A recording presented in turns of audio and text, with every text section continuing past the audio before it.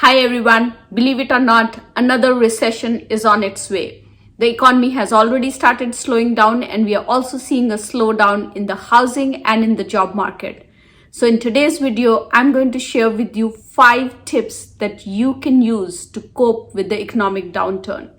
So let's start with recession. What is recession? Recession is a period of economic slowdown in an economy. Basically, recessions are typically about 11 months in duration, and for most people they show up in the form of job losses or pay cuts or people being furloughed or the stock market crashing, and as such bringing the net worth of the people down. So here is what you can do today to prepare for the economic slowdown that's coming.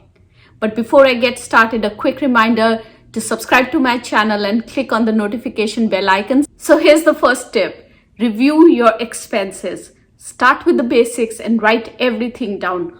All the expenses that you incur in a month.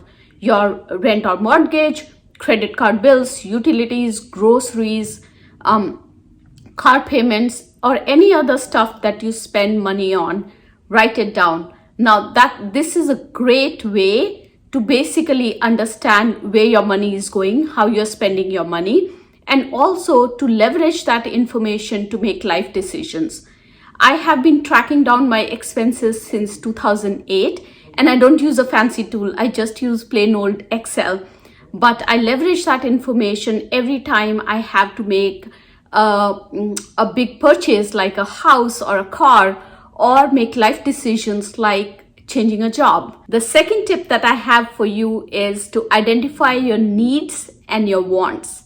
Now, after you have reviewed all your expenses and you have put them together and you've written them down, the next thing that you want to do is you want to identify which expenses are your needs expenses and which expenses are your wants expenses. So let me give you an example. Needs is housing, clothing, food, utilities. That's all needs. Now, wants are basically expensive vacations that you take, or shopping that you do just because you feel like shopping, or eating out, or premium subscription to services like YouTube. And then what you do is, once you have identified your wants and your needs, you start cutting down your wants. Basically trim it down such that it's a balance, so that you're not spending too much on your wants. You still want to have some kind of 1 or 2 wants in there because you want to enjoy life as well, but cut down on other things. For example, you can think about cutting down on a premium subscription service for Spotify or YouTube and make do with the free service. Or you can think about not spending on clothing 1 month. The third tip that I have for you is to start building your emergency fund.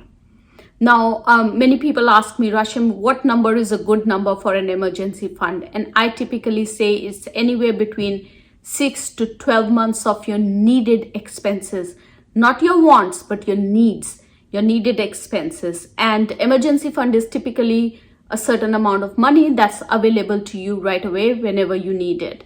And that's why I advise that emergency fund should be in your bank account as opposed to having it available in the form of stocks or in the form of assets, because you want to be able to readily tap into that money.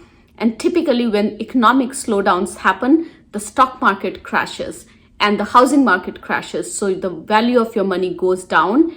And that's why it's important to have your emergency fund available in a bank account. The next tip that I have for you is to manage your debt.